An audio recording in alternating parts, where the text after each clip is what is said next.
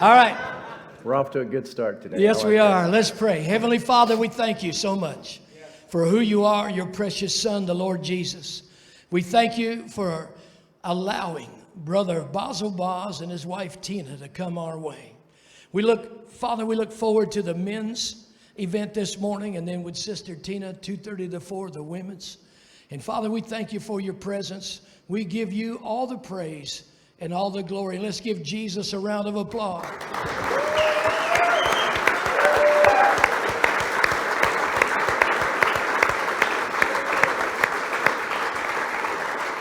And now, if you would you please give my friend Bazzel Baz a hearty round of applause.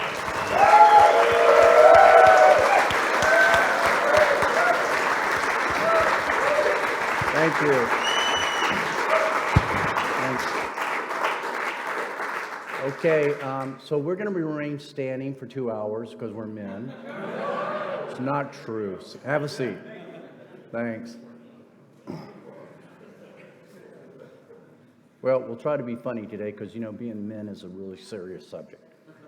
My wife always says, you know what? Men never get past the age of 12. You know what? She's right. We don't. And I'm okay with that, believe me. It's an honor to be here with you guys. I think that I was just telling Pastor Michael and Mike Wooten, I got a chance to speak in Congress about 6 months ago. It is more of an honor to speak here and be with you than it was to be up there. Really.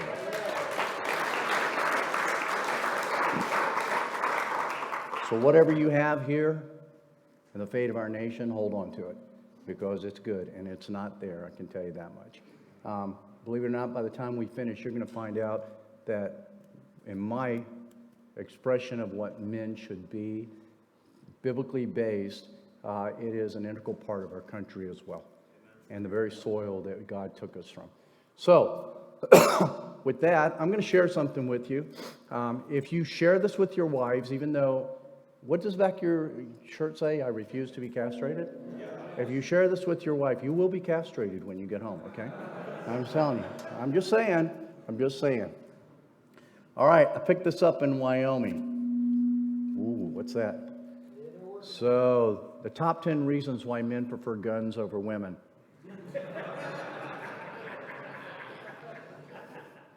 You can trade an old 44 for a new 22. Ooh, see what I mean? Do not go home with these, okay? This is a men's conference. Not even my wife is in here. Oh my gosh, Pastor Wooten's wife is in here. We are in a spy. Oh my gosh. We are in so much trouble now. No, we're not. He is, actually. If he comes in talking with a high-pitched voice tomorrow, you'll know that she ratted him out. All right. I'm going to skip over some of them because they're not appropriate for church. There's people in Wyoming, they have no discretion. All right. Your gun will stay with you even if you run out of ammo. Anybody over 70? You know what I'm talking about. All right. A gun doesn't take a lot of closet space. Guns function normally every day of the month. A gun doesn't ask, do these new grips make me look fat? A gun doesn't mind if you go to sleep after you use it. That one was probably not appropriate for church, okay. And the number one reason, gentlemen, why men prefer guns over women, you can buy a silencer for a gun.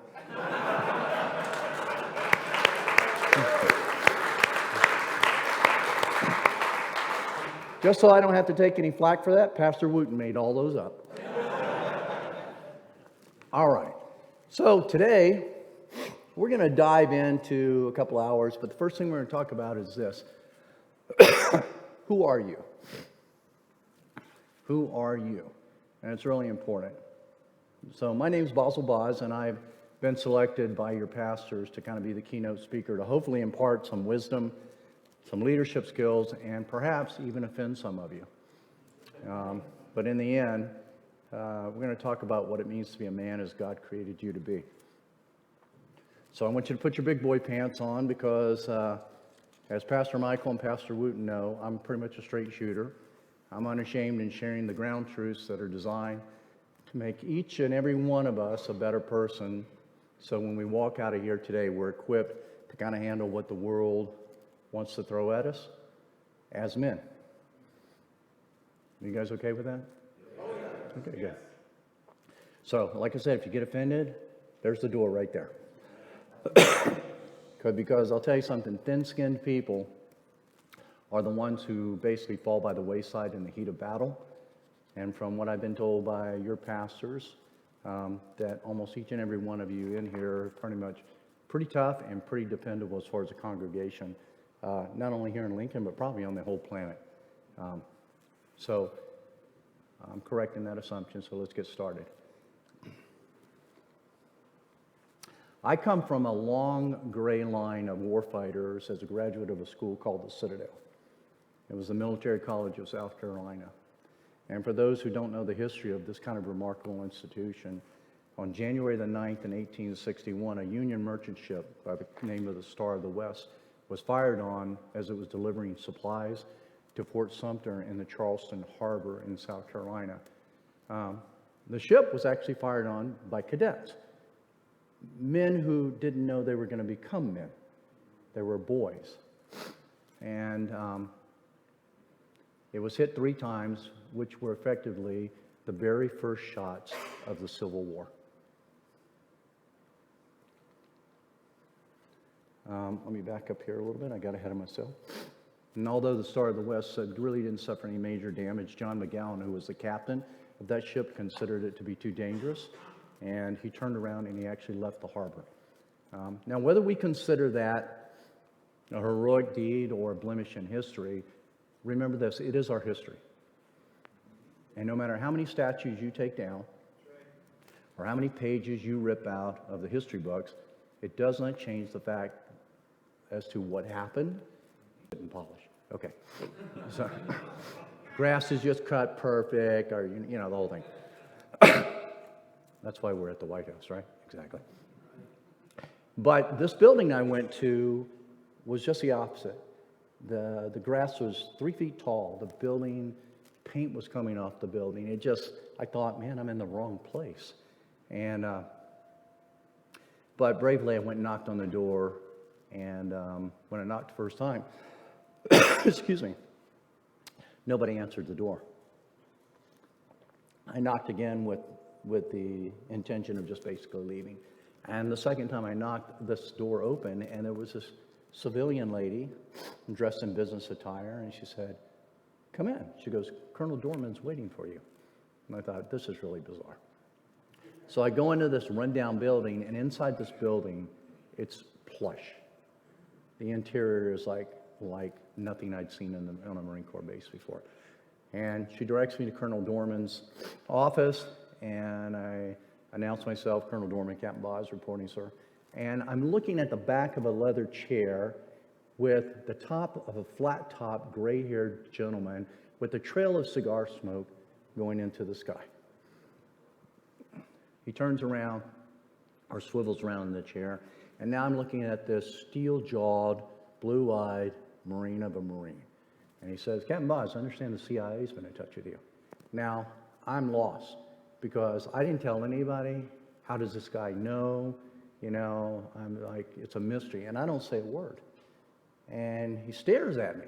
You know, the kind of stares that your dad used to give you before he beat the crap out of you for stealing something? Remember that stare? Yeah, exactly.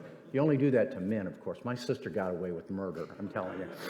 But it was that stare. And he said, okay. He said, let me ask you a question. Do you remember Beirut, Lebanon? He goes, there was this naval attaché guy that came out of the Hilton Hotel, and as he was walking across the double barrier, some terrorists came by in a car and gunned him down. And I did remember that, and so I said, "Yes, sir, I do remember that." He said, he goes, "Did you hear the rest of the story?" I went, "No, sir, I did not hear the rest of the story," whatever the rest of the story was supposed to be. He said, he goes, "That naval attaché guy got up, stood up in the middle of the road while he was shot, opened his briefcase, pulled out his Uzi, loaded a magazine, and stood there as they drove to kill him again. And he said, and I killed," and that's where he made his mistake. "I killed," he goes, And I killed all 4 of those, and I won't repeat what he called them. Anyway. And he goes, and then I walked back in the Hilton Hotel and said, "Get me a doctor." And he goes, "And that's why I stay at the Hilton Hotel." Something disconnected there. I wasn't really sure what that was about. And he said, "And I was that naval attaché." And he goes, "And I was working for the CIA." And he says, "Boy, I'm here to ask you, do you want to work for the CIA?" And I didn't know what to say. He goes, "You travel around the world for free, do exciting things. What do you say?" And I said, "Wow, sir," I said, "I'm not really sure." Because I had a blossoming career. Citadel graduate, I was looking at picking up a star somewhere in my career and being a Marine Corps general. And he said, "Okay, as you think about it, you're dismissed." And I dismissed myself. I got to the door, and thank goodness the good Lord gives us wisdom on what to say when we don't even know what we want to say. And I turned around and I said, "Sir," I said, "if you were me, what would you do?" He swivels around in the chair, and now I'm looking at the very same profile that I saw when I walked in there.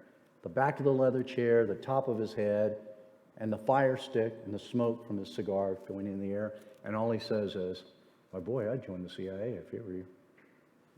So I did. 2 weeks later, the next thing you know, all my files from the Marine Corps had disappeared. And I was off in the system, joining the CIA, in particular, a group called Special Activities Division, Special Operations Group, Ground Branch, which was the clandestine service for paramilitary case officers. And in there, this was during Iran-Contra, but then there I met some of the most extraordinary men of my career. They were humbled, they were talented, they were mysterious, and they were self-sacrificing to the point that the deadly missions that they had survived for the security of our country never went rewarded and was hardly ever spoken of in the ranks of our unit. There were no war stories by the campfire. There was no financial gains. There was nothing to motivate them except doing what they did because it was the right thing to do. Let me repeat that. It was the right thing to do. One of the things you're going to hear about this, about being men, one of the biggest responsibilities that you have as a man is doing the right thing. No matter what it is. Before you compromise, is that the right thing? Before you help or hurt someone, is that the right thing? Before you admonish someone or lift someone up, is it the right thing? It is one of the biggest things you'll have to do as a man in life. And these were men of integrity, which is important, and honor, and they never, ever compromised in the face of hardship. And because of them, I learned to become like them. Some of America's finest, when all diplomacy failed, we became known as the President's secret hand. We all make a choice of who we want to hang out with, who we want to be like, who we want to mentor us, and who we want to grow up to be like, or what leaders we follow because they lead by example versus those who just tell you what to do, even though sometimes they lack the wherewithal to do it themselves. Or in some cases, they may have never done it themselves. Don't become like them. And if it's not leaders, then let me ask you a question about who you follow. What about your peers? Ask yourself, who are you keeping company with these days? Are they men of integrity?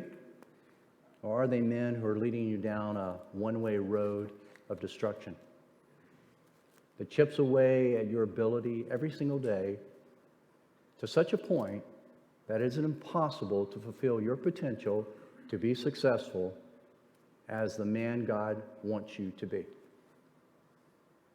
And if it isn't people, then what about things? Now, I'm not an AA advocate, but this is a good opportunity for an example. I don't need a show of hands, But let me ask you a question. How many of you in here at the end of the day might drop into your hotel room or your home or hang out with your buddies and drink yourself into oblivion? My question for you is, what pain are you suppressing? What are you hiding with the alcohol or the drugs? And what is so bad that you would allow a thing, not a person, a thing of this world to rob you of who you were and who you could be in the future, to be the very best of yourself and rise to the top of the chain of success in every area of your life? Are you doing the right thing? So my career followed the footprint of great men, and I honored them with the way I lived my life. Now, I know there are men in here that may not have had an example set by your own father. I'm going to tell you something right now. Stop being a victim. Stop making excuses. You're a man. You're an adult. You can make different choices. You do not have to follow the same path of somebody that led you down a path where it was a bad example. And I see too much of that with men. They make excuses in life about, well, my dad didn't do this, and my mom did this. And guess what? That's your mom and your dad. That's not you. Take accountability for you. Unless, of course, you're 85 years old and you're still living with your mom and dad. And, you know, in this woke world today, that wouldn't surprise me. So, all of that, which is interesting, took a turn for me in 1993 towards a life, on my whole career, my whole CIA career, towards a life that I actually could never expect that God would take me. Hopefully some of you remember an incident known as Black Hawk Down in Mogadishu, Somalia in 1993. Wait, there's some people in here that were in diapers and you do not remember that. Study your history books. It was a civil war that I personally lost a very good friend who was a CIA officer who took my place on an operation and got blown up by a landmine. His name was Larry Friedman. Larry was known in Delta Force as Super Jew. He was a great guy, rode a Harley, and I remember when he came up to me that day and he said, "Hey, can I take your place for this operation?" Because I had to get pulled off on something else at the last moment. And so it would have been me, but it was Larry. So I immediately launched right after his death back into Somalia for the CIA operations. And on a given day, and without any approval from higher headquarters, our paramilitary team that you see here, that's me when I was younger in the middle there in the blue jeans and the jacket. The guys on my left and right are Center Spike, come out of the Delta community, and then the guys in the back were a small Marine Corps attached to us for 4 cases of beer a week. It was an easy attachment. Love those Marines, right? And they would do anything. I'd say, "I'll give you an extra case of beer if you go shoot that house up for me," okay? And absolutely. So on that given day, and against any permission by higher headquarters, we stepped out of our normal operations and we rescued 2 abandoned little girls in the war zone. See, I think I have a picture here. There they are, the 2 little girls in a green shirt. One was about 16, one was about 10. And what I gathered from the interpreter was that they were the children of an Italian engineer who had abandoned them during the war when it got started. He evidently had a family in Italy, and he had a family in Mogadishu as well. So the question is, why did we risk our lives to do this thing, to go rescue these little girls? We had just been ambushed in K4 Circle about 5 days before that, I believe. And so we went back out and all of that to save these 2 little girls. How many combat veterans do we have here? You know what collateral damage is, right? There comes to a point when you're downrange where you just accept collateral damage, whether that's bodies laying on the street, in the trenches, whatever it may be. That's just because you have a mission and you have to move forward, and you can't risk the lives of your troops or your unit or whatever to do anything other than stay mission focused. And it just becomes your daily visual, so to speak. And that's pretty much what we've tried to chalk this up to. But God had something else planned, and we wrestled with it. And when we finally were clear on what God wanted us to do, and I'll tell you what happened. It happened on the night when I was standing on the top of my safe house, and I said to God as I looked up in the sky, I said, Lord, why are you not doing something about this? And in an audible voice, and it was really spooky because I only heard an audible voice from God 3 times in my life, he said, I did. I created you. Come on. And that's what I tell you when it comes to all the things you have to do as a man. If you start asking, why is the nation this way? Why is my family this way? Well, God, why aren't you doing something about this and this and this? I'm going to tell you the same thing. He is. He created you. I'll tell you something, I'll talk about it later. If God can't get you to do something, he'll move around you to get it done. And we'll stand before him later and God will go, yeah, I had to do this because you were supposed to do it, but you chickened out. You're lucky, that's what he's right. You're lucky, that's what he'll say. So, we risked our lives to go do this. Do you know why? Because it was the right thing to do. That's what men do. They risk their lives because it's the right thing to do. Not because you're going to make money off of it, not because you're going to become famous from it. You do it because it's the right thing to do. How many people in here have families? Did you ever do anything for your family just because it was the right thing to do? Yeah, of course you did. Yeah, and you sacrificed for it probably too, right?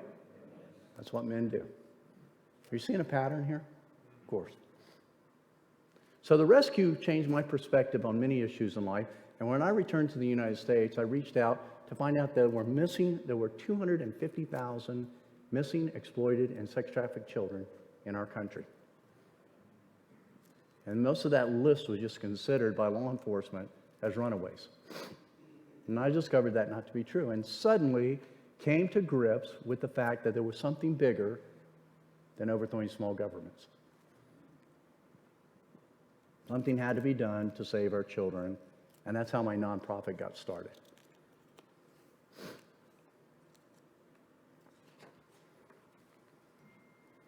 So the Association for the Recovery of Children, which is what I do now, is a 501c3 nonprofit organization of former intelligence, military, and law enforcement officers that are dedicated to the rescue of missing, exploited, and sex trafficked American children.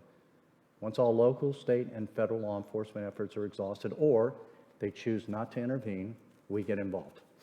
And thus far, we are blessed, seriously blessed by God, to have a 100% success rate, and at every child we've gone after since 1993, we've brought home. We're one of the oldest running child rescue organizations in America. And with everybody's help, we'll continue to do that.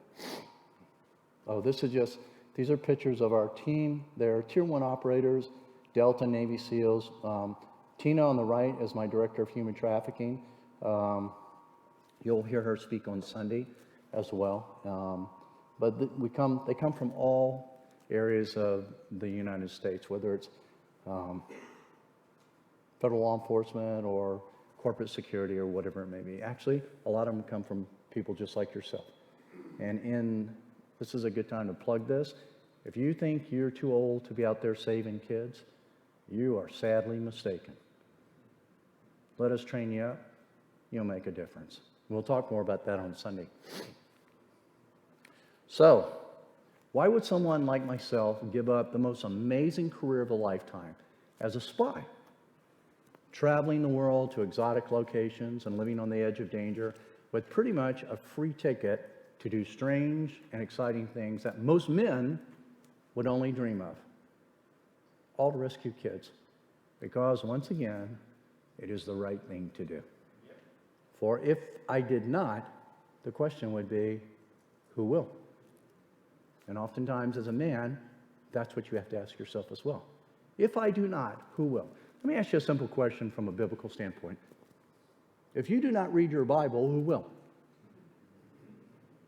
If you do not preach the Word of God to someone else in your family, who will? Trust me, it doesn't happen by osmosis. I tried that in like 5th grade. Put the book on your head, go to sleep, thinking you were going to wake up and be ready for the test tomorrow. Big fat F, I'm telling you, did not work. So I did, and so I have since I departed the halls of valor in 1996. But it's not without considering how to pay my bills. Because as a man, you have to be responsible for that as well. So I found myself, interesting enough, on film and television in that industry, which gave me a schedule that I could work very hard and make money and pay my bills and still go out in between shows and rescue children. Pastor Wooten is my biggest fan. Yes, there you go, exactly. So, let me see if I got here. Let me go back. All right. So, my career started at Paramount Pictures and moved up the ladder approximately 38 years as a writer, executive producer, and other assignments until not too many years ago, I landed on a show as a co-star called The Blacklist. We might be able to do this here. Let's see. Oh, let me see. This is where I need my wife to help me play the reel. And I'm going to botch this up for you guys probably. I don't know. Can you guys play that in the back? It's on that slide right there. Can you click it and see what happens?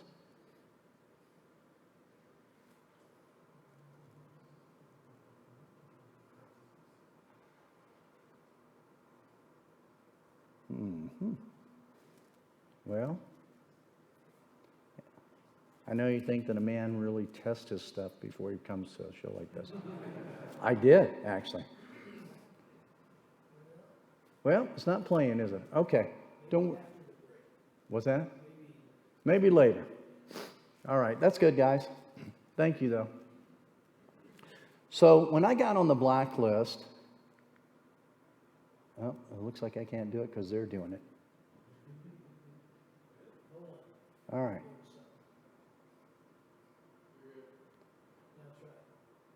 All right, let's see here. All right, we'll leave it right there. That's fine. We'll do it later. How many people have seen The Blacklist? So you know that scene, and I'll describe it for everybody else, where we're in the church and we're surrounded and we're shooting our way out. And for those who haven't seen it, that's what happens. Our team is in a church, bad guys surround us, and the whole episode is basically us shooting our way out. The church gets destroyed and everything. Well, in that moment, in the script before we shot that, we had a director who was from Finland. His name was Sven. And I went to Sven and I said, Sven, I said, it says in here that I got nicked. And what does that mean? Am I shot? Am I nicked? Whatever. And he goes, Sven, I don't know. It's nicked, shot, nicked, shot. We'll talk about it after lunch. Well, we never talked about it. Lunch broke. We went and shot the scene. And I actually overplayed it. It looked like I had been shot. So when we cut 2 hours later, I'm sitting in my room, and Michael Watkins, who's a really good friend, he's on my advisory board for art, but he's one of the best television directors and executive producers in Hollywood, been around forever. And he's going to come to know God by the time I finish with him, provided God didn't take him off the earth. But he comes in and he goes, stop acting right now. And I went, what? I said, look, I went to the director. I didn't know what that meant. He goes, I knew I should have been there. He goes, look.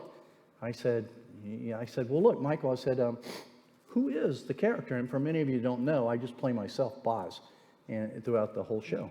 And he goes, your character. He said, okay. He goes, Dembe carries Red Reddington's car keys. When you come to town, people die. That was my character. And so from 4 seasons later, I became the stoic guy that killed people. They were all bad guys. And I thought, this is easy to do, you know? You give me a paycheck to do something I know how to do in real life? Okay, it's great. So I learned who that character was, okay? So let me ask you the question. So who are you? What is your real character in life? The character that God has on his biblical script to go through life as a man. Who are you? Who's your character in life? Have you ever stood in the mirror and asked that question to yourself? Who am I? Do you really know who you are? So let's do a little exercise. This is always fun. And this isn't to put anybody on the spot. I'm going to pick 2 people from the audience, and I want you to come up to the stage. Let me pick that guy in the red shirt right over there. Says Nebraska. What's your name? Yeah, you. Come on up here. And that guy in the brown shirt with the beard back there that's trying to look like me. There you go. Yeah. Don't you just love it when you point somebody and they look at the guy next to him like that? Like, yep, it's you. That's right. That's right. Come on up here. So this is always a little fun. All right. What's your name? Lucas. What is Lucas? Yeah. Lucas? And what's your name? Jacob. Jacob and Lucas. Great names. Everybody give them a big hand. There you go. Isn't that great? You got applauded and you didn't even do anything yet. I love that. That's what men do. They set it up. There you go. Exactly. All right. So, Lucas, I want you to tell us who you are. My name is Lucas. I'm 33 years old. I'm a Christian man, and I work in accounting. I'm a father and a husband. Yeah, that's pretty much it. That's pretty much me. Okay. Jacob, tell us who you are. I'm Jacob. I'm turning 30. Got a wife and a daughter, and I work in a factory at night. Okay. So for both of you, we know what you do, but who are you?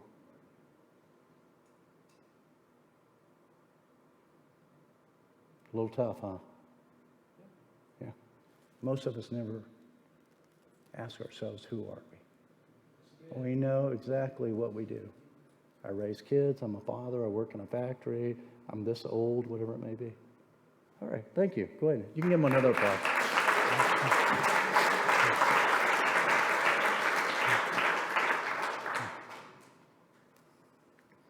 All right. So as you can see, for most of us, no one's ever asked you that question. And perhaps you've never asked yourself that question either. Most of us spend a lifetime finding our identity in what we do and not who we are. And everything in the Bible that God explains to us is God wants us to know who we are. God doesn't care what you do. Look through the Bible. Look at all the characters of the Bible. They all did a lot of things.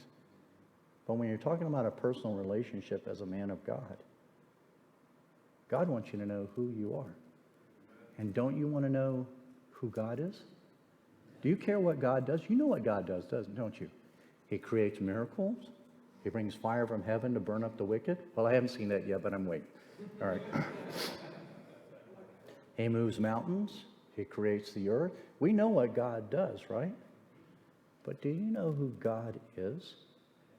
And does God know who you are as a man? And do you know who you are as a man? You can never repent for your sins in this life unless you know who you are. Because if you put your identity, and I'll talk about this a little bit, in your work, you can always blame your work for it. And don't we do that sometimes? It's not my fault. This or that caused that. So I can assure you, at the end of the day, people who matter the most in your life don't care what you do as a man. They just care about who you are. And I bet for many of you, if you look at your families and friends, do they care about what you do? No, you know that. They only care about who you are. So, who are you? And who are you in God? And who are you to yourself? You see, I can stand here all day long and teach you great leadership principles about being a man, but if you don't have a solid foundation or a platform for all those things to rest upon, as in knowing who you are, then most of the time it's going to go in one ear and out the other. It'll be meaningless. Because the way you view yourself might be meaningless. Now, many of you say, this has nothing to do, Baz, with my school or my job performance or performance as a Christian man. But it does.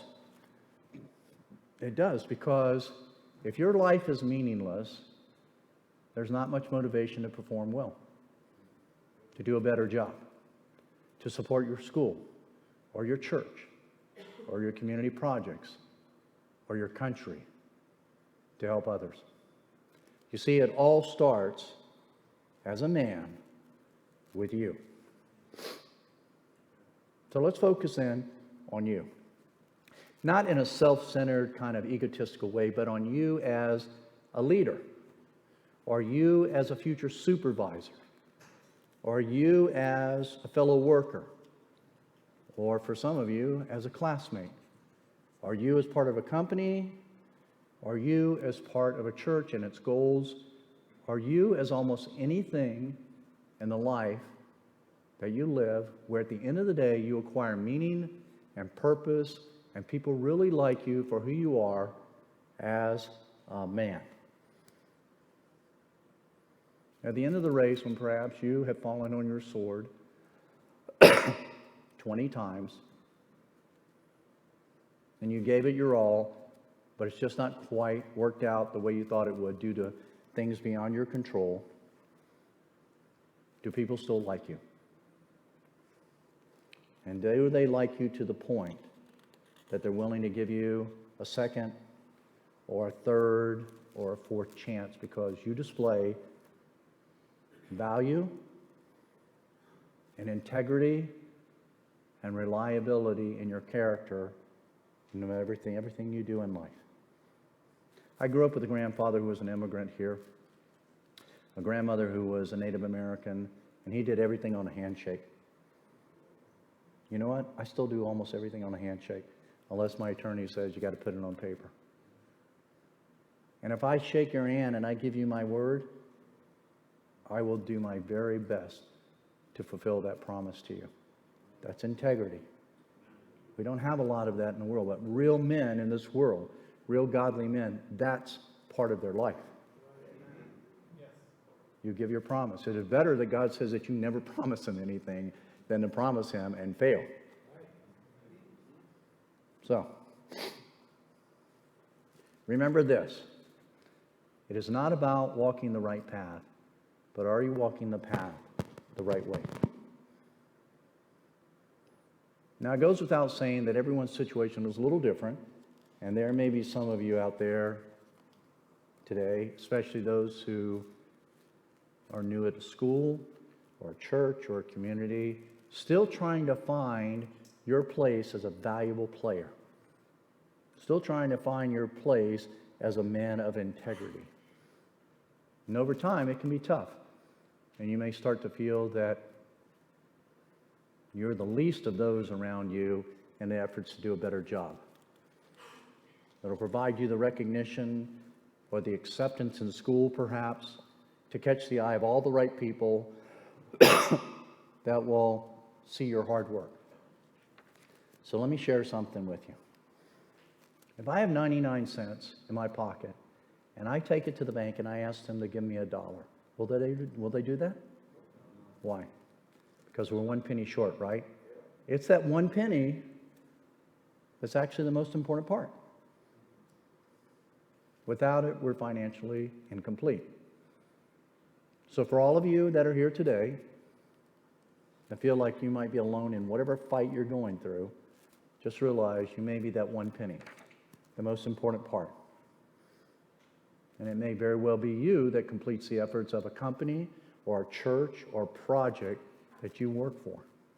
So never believe the lie that you are no good or less the worker than others, unless, of course, you're a no good for nothing lazy bump on a log. Be brave, step up to the plate each and every time with who you are and the best of who you are. One man or one woman with courage is a majority. Don't wait for others to get into the fight. Whatever that's supposed to be, whatever the challenge is, whatever the obstacle is, don't wait for anybody. You got God on your side. What more do you need than God? You don't need billions of people. You got God. David had God. You're never alone in this. I made the mistake by putting woman up there in a men's conference. Sorry. So, my father is a highly decorated Green Beret. He taught me that there's only two types of people on this earth: followers and leaders. A follower generally takes no initiative at all. They just do what everybody tells them to do. The leader is just the opposite of that. Most real men are leaders. If I'm not mistaken, I'm probably looking at a room full of leaders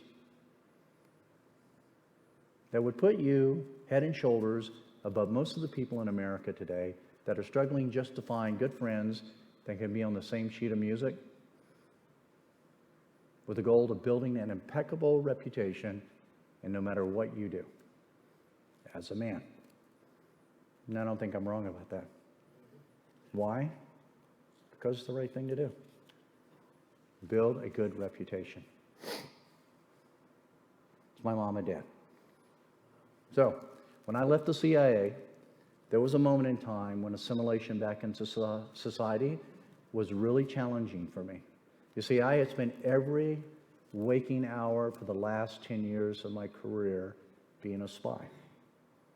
It wasn't as if I could just clock out after work and stop being who I was, and thus my identity became what I did.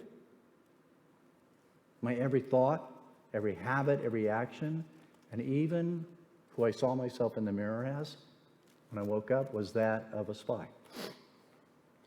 For many of you men out here, you might be an engineer. You might be a carpenter. You might be many things. Is that how you find yourself today, as I did back then? You wake up, you look in the mirror, and that this is who I am. I'm an engineer. I'm a spy. I'm a pastor. I'm a physician. Is that where you find your identity? So, it was such a habit that I could no longer treat my friends as my friends without somewhere in the back part of my mind vetting them for whatever they said about who they were, the subject matter leaving their mouth. This was a good friend of mine. We call him the Russian when we were in Afghanistan and Pakistan. I got to the point, even though this guy had saved my life multiple occasions, that I questioned who he was. Was he truthful? I was such a spy. I challenged every word. And I'm certain that people who knew me and where I came from, like Sergei, probably thought the same thing, wondering if I was telling the truth. Excuse me. Or whether they were sizing me up for recruitment, or whether, and this is really funny, I assassinated people. Really funny. The latter I find very funny. A lot of people watch a lot of movies. I can tell you, no, I have never assassinated anybody.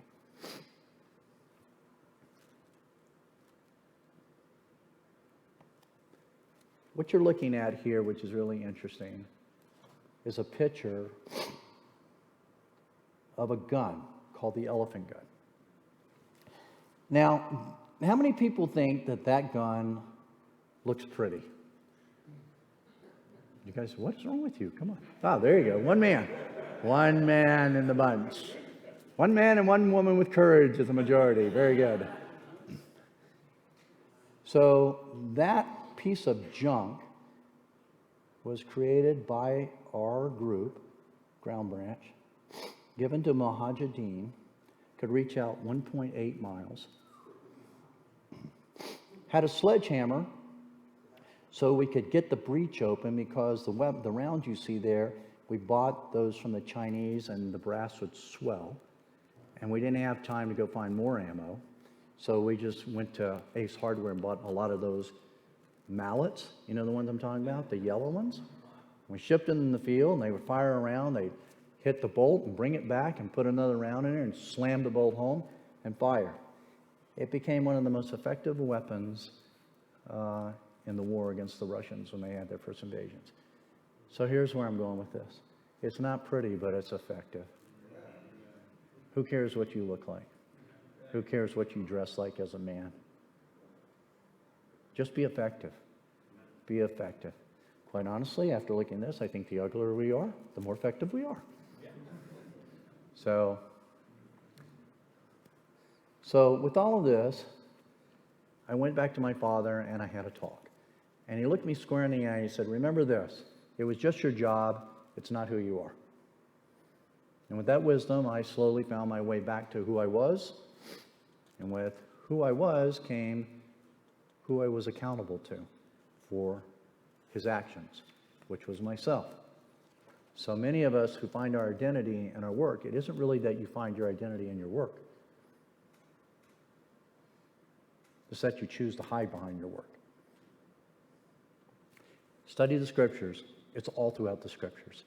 Men throughout the Bible that chose to hide from God on what they did or did not do. What did Moses say when God said, go rescue your people? Go speak to Pharaoh. What did he do?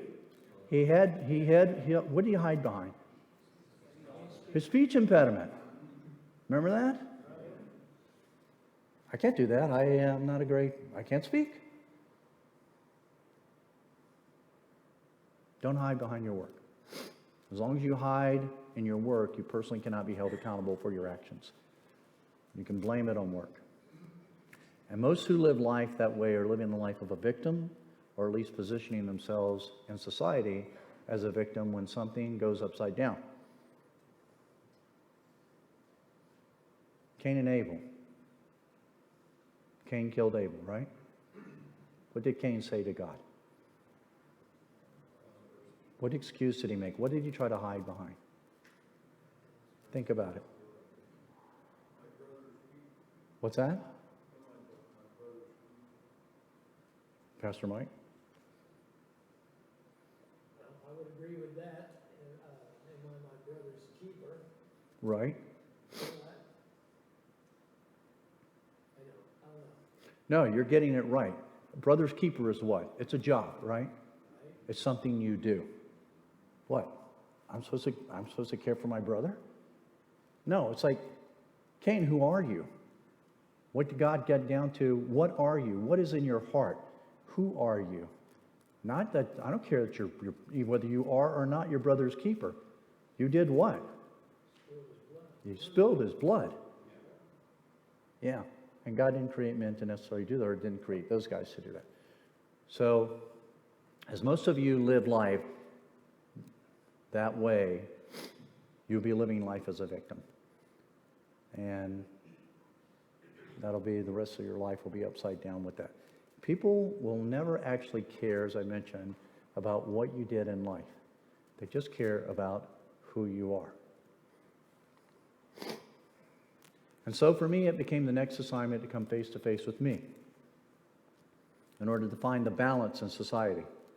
And with that, it became my responsibility to look in the mirror every single day, not at the spy, but me, and be accountable for my actions. And they were right. It was just my job. It's not who I am. All right, we're going to take a 5-minute bathroom break. I know you all can't get in the bathroom at the same time. Pastor Wooten said just pee in the parking lot. It's fine. No, he didn't say that. So stand up, take a break, and come back in 5, okay? Thank you. Covert signals. Oh, my gosh. He's been watching too much Blacklist, I'm telling you. So naturally, my dad's mission is to prevent an argument, get the yard work done, and his priority, though, is what? To go flying, right? So he can't just blow off the yard work, because that would be irresponsible. And irresponsibility has never been a trait of my father. So instead of engaging in a lengthy conversation on how he sees the priority of work, which no doubt would create some tension that could catapult into an argument, he responds by agreeing that the yard work has to be done and that I'll do the work. And then he bolts out the door and goes flying. Now, when he returns, he immediately does the yard work, and everyone's happy.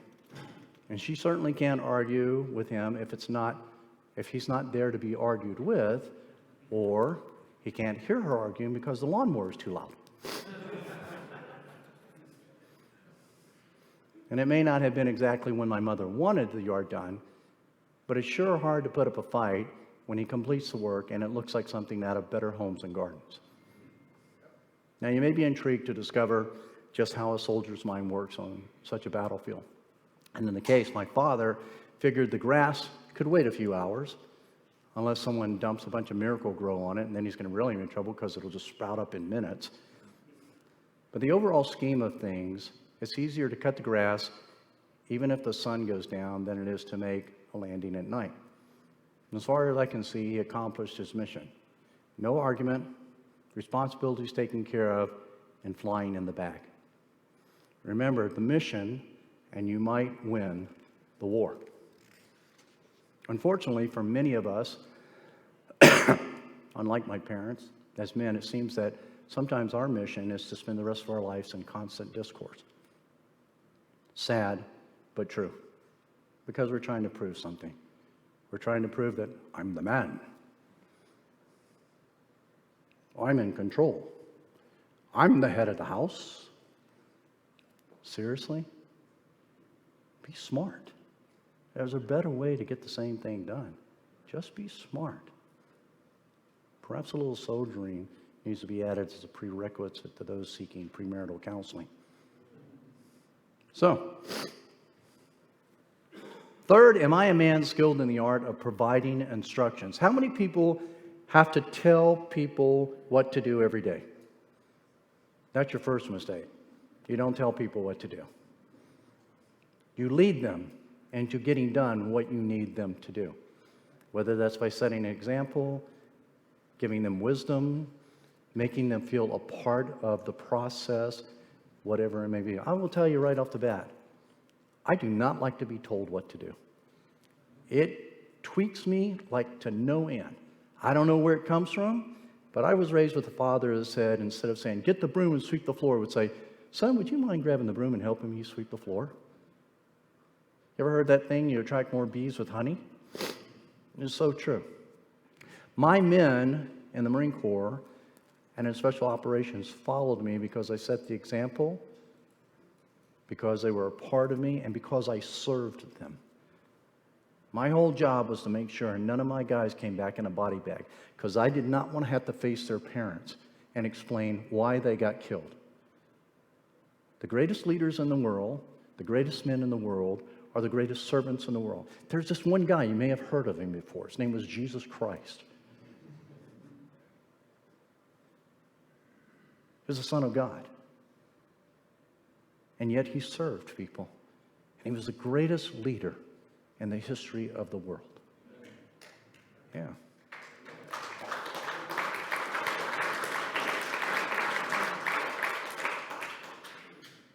Now, that's not to say that sometimes giving orders or just telling people what to do is a good or a bad thing. You'll figure it out as a man, what approach you need to use.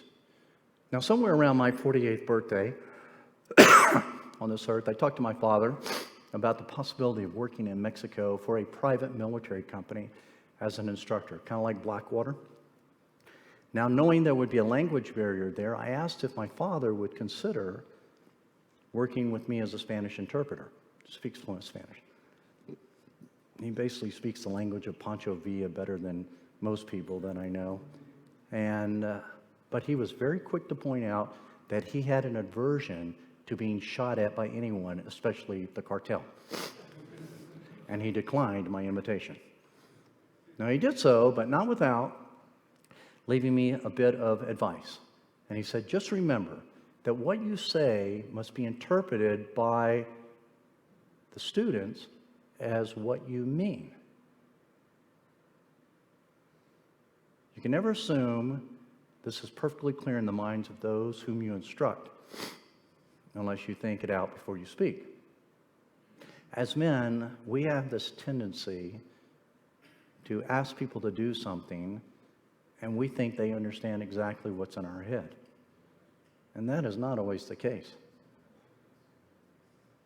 But because we're the man, what I say is the law. And you must interpret the law as to what I say. When in fact, we sometimes mean something else. My dad said, I remember asking a student in Panama to spell the word right, R-I-G-H-T. He spelled W-R-I-T-E. Now, was it his fault that he failed to spell the word that my father requested? No, of course not. He spelled exactly what my father asked him to spell, even though it wasn't the word that my father meant for him to spell. This is why Jesus was very, very clear on his instructions in the Bible. Very clear. My father remembered on another occasion while talking to another flight instructor. We have any pilots in here? There we go. The instructor stated that he had the responsibility to teach, and it was the student's responsibility to learn. And my father told him he was wrong, pointing out to that instructor, another fellow instructor, that he had the responsibility to teach and to make sure the student understood his responsibility. The student just has the responsibility to do what? Pay the instructor. That's it. And then during another turn of events, when my father was in the Air Force, prior to his Army career, he remembered being on a flight and the pilot telling the engineer, full throttle. The engineer thought the pilot said, pull throttle. So he cut back the throttle and the engines began to die just before liftoff. The pilot, fortunately, was on top of his game and corrected the almost fatal situation by pushing the throttle forward to achieve a successful takeoff. It was soon after that event and a very thorough report from the pilot that the Air Force actually changed all of its flight instruction manuals to say full throttle for more power and reduce power to the engines to reduce the power to the engines.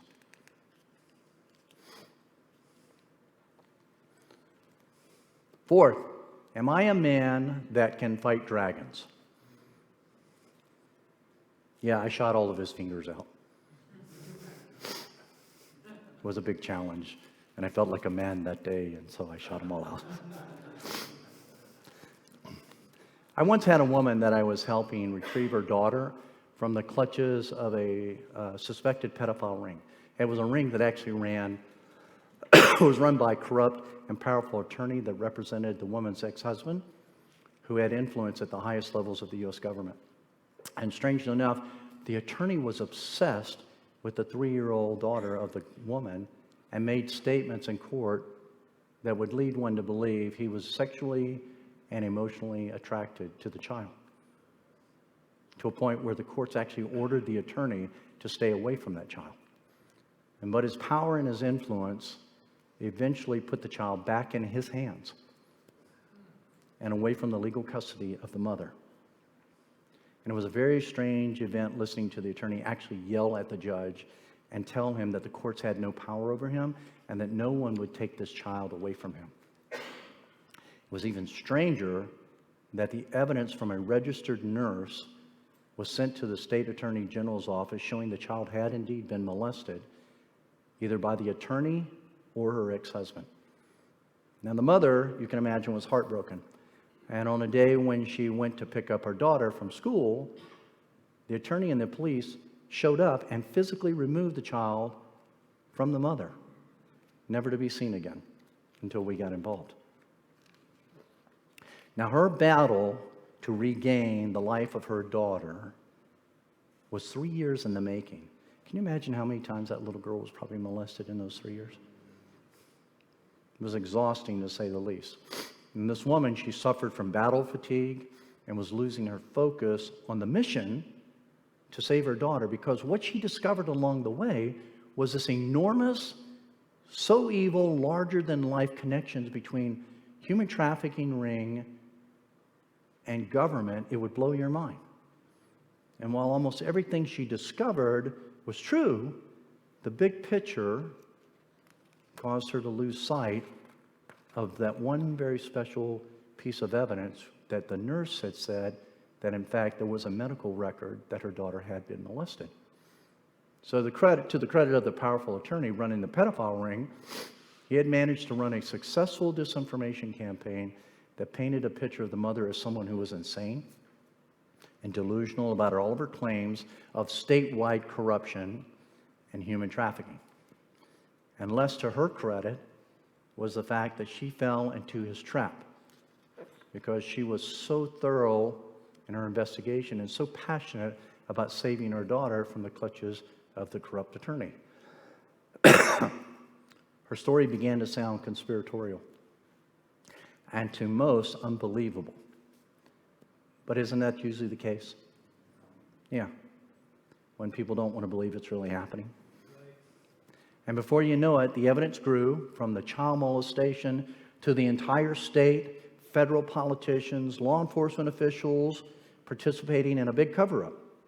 And while it was all true, the woman was slowly dying along the way from the slings and arrows of this battle because the fight was too big.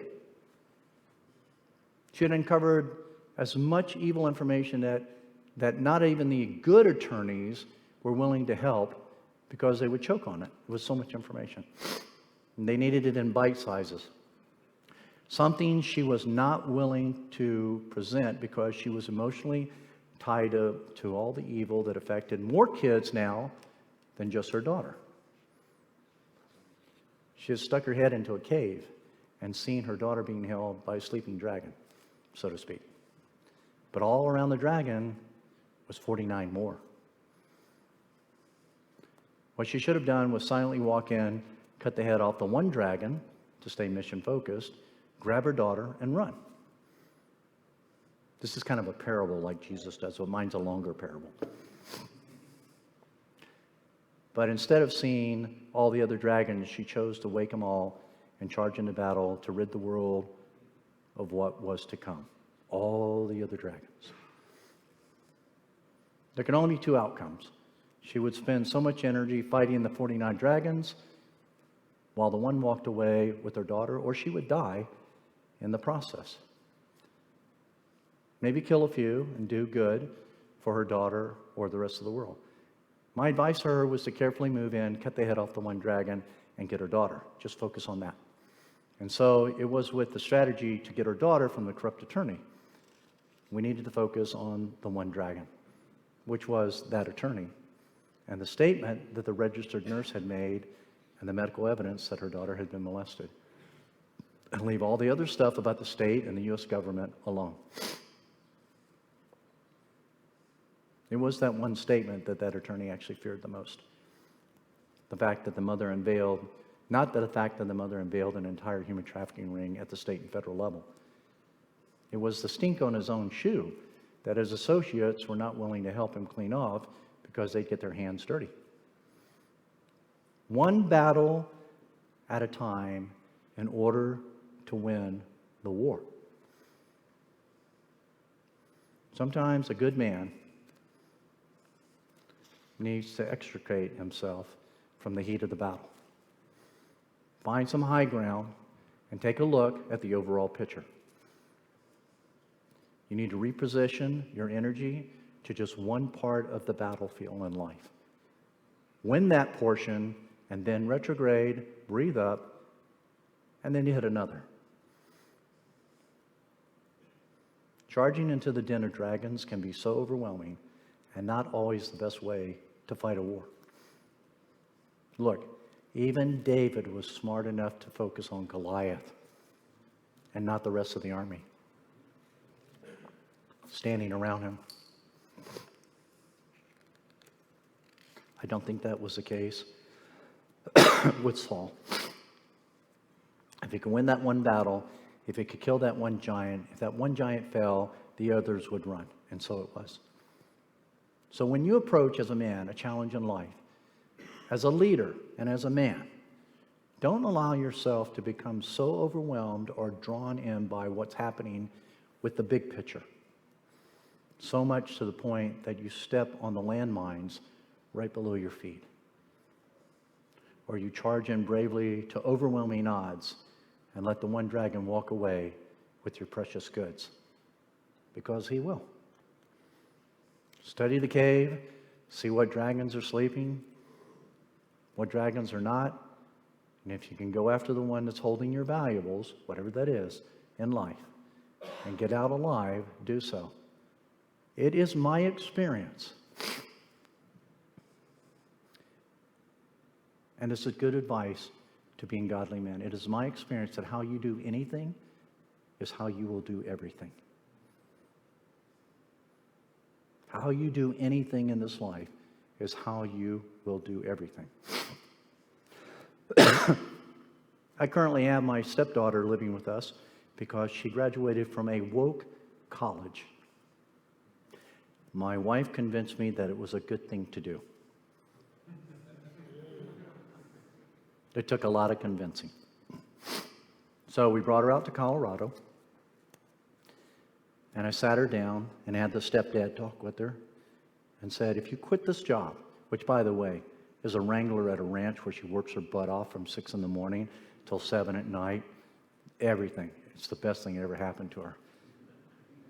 And I told her, if you quit this job, you'll quit in life. And can you look yourself in the mirror every morning and go, I'm a loser? And I told her the same thing. It is my experience that how you do anything is how you will do everything. And so I set the rules down. You will make your bed. You will fold your clothes up. You will take the trash out. You will wash your dishes. Something she had never been forced to do by her father, her real father. She is becoming a much better person. Now, I know I mentioned a girl in the men's thing. You know, just an example. Works with guys too, everything. But just remember that. All right. 5th, am I a man that is compassionate to the people around me? When we consider our humanity and the compassion it takes to make this world a better place, just remember this. We are all just walking each other home. That's it. Allow the people around you to honor the day and do so in a fashion that feeds their soul. It's part of being a great leader, a great man, and a great servant. 6th, am I a man who robs other people? I've always wondered why banks can take my money, make money off my money, and charge me more money to withdraw my money. You would certainly think that there would be a law passed to favor the hardworking man and protect the money he slaves for, but it does not appear to be the case. Funny, you can rob a bank with a gun, and that's illegal, but if you own a bank and you rob people, that's not. Seems a little odd to me. But on that same note, anytime you are not efficiently scheduling the time of your coworkers or those who work beneath you, or fail to keep the project on schedule, you're robbing people of their time away from their families, their hobbies, and other things that feed their soul. Or anytime someone has a great idea and you claim it to be your own so you can take credit, you're robbing them of their creative ownership. I'm sure we never had that happen, huh? 7th, am I a man who complains all the time? You weenies if you do. One day my father told me that he was going to teach me one of the greatest lessons of my life. We drove in the middle of the desert. He stopped literally in the middle of nowhere. And he handed me a compass, and he gave me a heading to follow, and he told me that he'd be waiting on the other end of my trek, which was literally some 10 miles away. I was 12 years old. I wasn't exactly sure what I was supposed to learn, but I trusted him with my life, and so my journey began. And along the way, I got stuck by cactus. I scraped my knees on some rocks. I got thirsty. I got hot. I got dirty, and I got miserable. And when I reached my destination, sure enough, my father was waiting, just like he promised, just like Jesus promises. He'll be waiting, just like you as a man. If you promise, you better be there. You don't have to be fancy. You don't have to be well-dressed. You don't have to be anything. You just have to be there. How many people have had people pass away in your life? I remember when I lost buddies downrange, I always tried to figure out what I would say. I made a mistake one time. I sat down next to a buddy who had lost another buddy. And I said, you know what? I know how you feel. He looked at me and goes, why? Have you lost a buddy out here? And I went, no. He goes, well, you don't know how I feel. I never said that again. After that, you know what I did? I was just there for them. I just sat next to them because I promised I would be there for them. And that's what real men do. You don't have to have an explanation. You don't have to look a certain way, but you have to be there. You have to show up for the game. You have to be accountable. That's what God does with us, and that's what real men do. And you don't have to ever say anything. Don't think you ever. You may not feel like you're equipped. You don't have to be equipped. Remember I said everything that you need to be is already inside of you? Just be there. Just be there. As men, oftentimes we think we got to fix things. You guys know that. I'm one of those guys. But my wife says something to me, I immediately go to, I got to fix it. Remember that rule? You can buy a silencer for a gun. Sometimes I lose my silencer, and she's just, smartest thing to do is just be there. Same thing for people as a leader. So I trusted my dad with my life, and along the way, I told you all those things that happened. And when I reached my destination, sure enough, he was there like you're supposed to be there. He put his arm around me, and he asked, so what happened out there?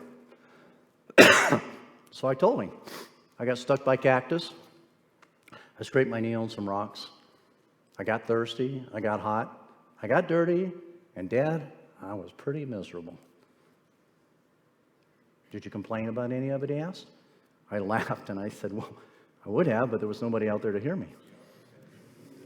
And he smiled and he said, remember that as you grew up in this life, when you become a man. Just as there was no one out there to hear you, no one wants to hear you complain. The cactus, the rock, the heat could care less. And so it is with people around us in the world. They really could care less sometimes. Never try to get their attention by complaining. Just get on with your walk in this life so you can reach your destination. That's what men do. That's what godly men do. Fifth, am I a man who has good leadership qualities? There is a war between entitlement and enlightenment. We live in a world now that's more concerned about entitlement. You guys all know that.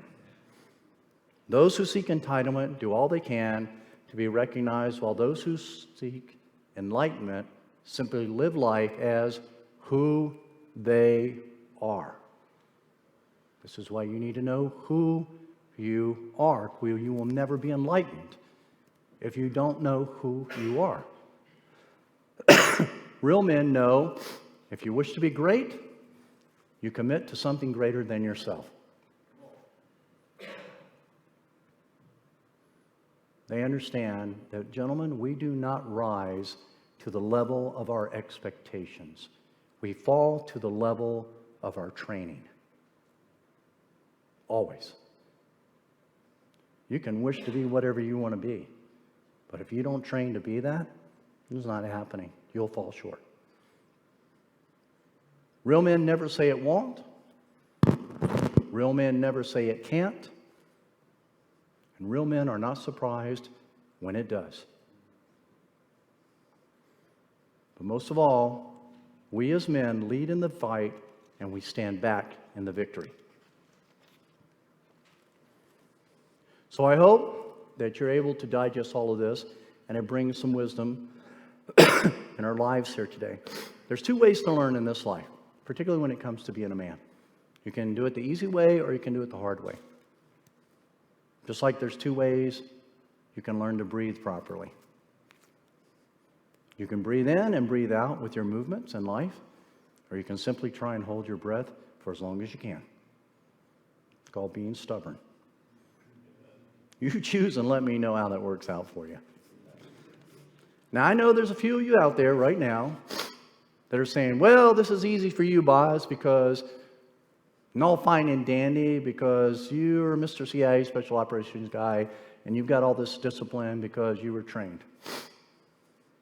Okay, Spanky, let me tell you something. You and I have something in common. And it's the most important thing. We both have 24 hours in a day. So what are you going to do with yours? What time are you going to take to find out who you are? And what you have to offer this world and this church, this community, this nation to make it better. As a warfighter that learned from the best of the best,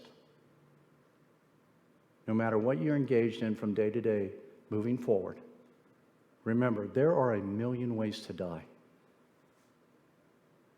But there is only one way to live, and that is fearlessly, as a man. Thank you. God bless you. And God bless our great country, the United States of America. Mike, it's up to you. Thank you.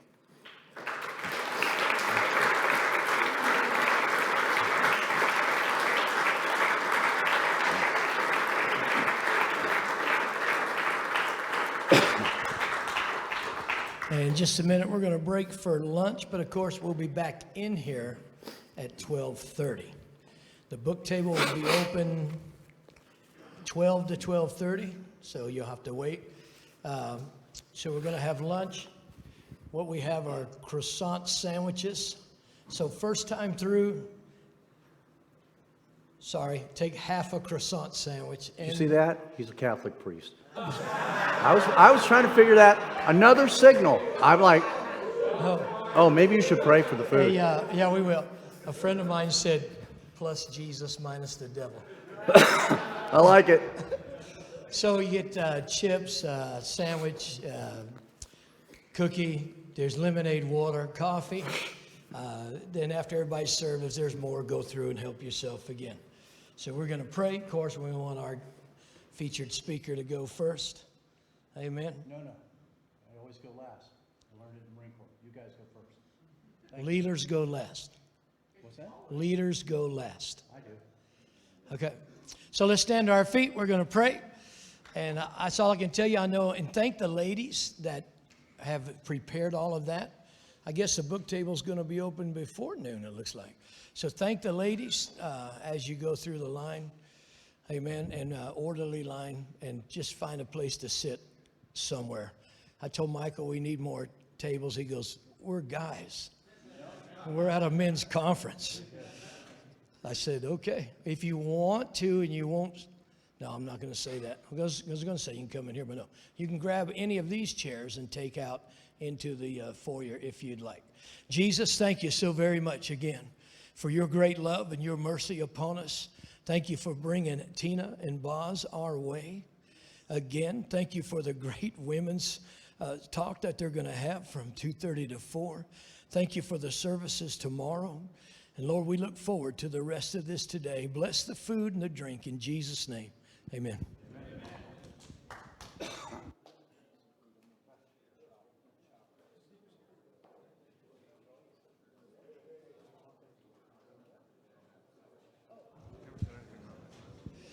And did you get questions emailed to you? If you have questions, put them on a piece of paper and give them to me or Pastor Michael, because we're not taking live questions. Of the nation. You're the leaders that stand in the gap of uncertainty, holding fast to common sense and ready to set the example for those generations that are going to come after us, and they need to see that. When I received the Intelligence Commendation Medal from the CIA, it was in recognition for highly commendable service in support of a major United States initiative, foreign policy initiative actually. And my service was performed in an exceptionally professional manner under very arduous and dangerous conditions. My dedication and initiative and hard work contributed greatly to the overall mission success. And all that required leadership with an understanding, as I mentioned before, that the mission has to be bigger than the person.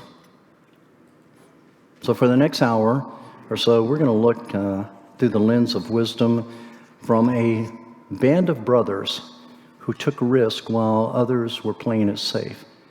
And allow me to teach you, hopefully, a unique leadership style for men that's often so very often reserved just for special operations community, or special operations warfare, or special operations warfighters, whatever you want to call them, whose method of critical thinking has made the difference between life and death. Now, most of us as men never have an opportunity to obtain the leadership skill set needed to face the challenges of what life can throw at us. Now, my goal here is to inspire you to take your rightful place as a man and lead your country, because that's what we're lacking right now in our country. Real men to lead the country. Not politicians, not movie stars. We need men to lead your church, your friends, and your family to very successful outcomes, to push you one step closer to being the warrior and the man that God expects you to be within your band of brothers. And I'm not here to show you how to fill some position of prominence or fame,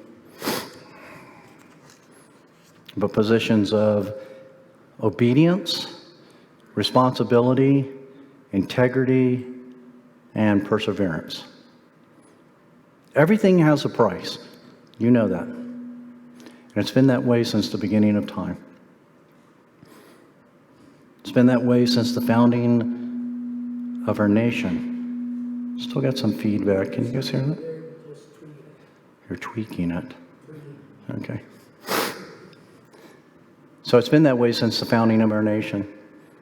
And if not for men like you that were dedicated to the ideals of freedom and perfection and fairness and honesty and hard work and success, the country would stand in the shadows of the rest of the world. So I'm taking you on a journey as men now for something bigger than yourself. After you find out who you are, then what it is in life that you apply yourself to. So let us not forget that there was a time in our country when someone sacrificed for all of us to be able to have what we have today. It was the very blood that courses through the veins of patriots which ensured the Constitution as a living document to serve as a proclamation of freedom and liberty for each citizen. Otherwise, it would be nothing more than words on a piece of paper. They set the example before and during and after 1776 so that we would understand that anything worth having is worth fighting for. It is the freedom fought for that allow each of you to work when and where you choose, to spend your money how you choose, to say how you feel and believe how you wish to believe. And if you do not see yourself as a man and your contributions to America as an important thing, then you're truly missing a key component to just how valuable each and every one of you are here today. In the words of Harry S. Truman, America was not built on fear. And I would add to that God has not given you a spirit of fear. America was built on courage, on imagination, and an unbeatable determination to do the job at hand. Everything you are and everything your families do is woven into the fabric of this country. And it is your responsibility as a man to step up to the plate and fulfill your destiny as great leaders, ready to fight no matter how long it takes or how difficult it is, so you can say to the rest of the world who may think less of us, go pound sand This is the way we do it in America. So in the words of General Douglas MacArthur, duty, honor, and country. Those three hallowed words reverently dictate what you ought to be, what you can be, and what you will be. So let's get started with 4 good things to think about when becoming a good leader and a man.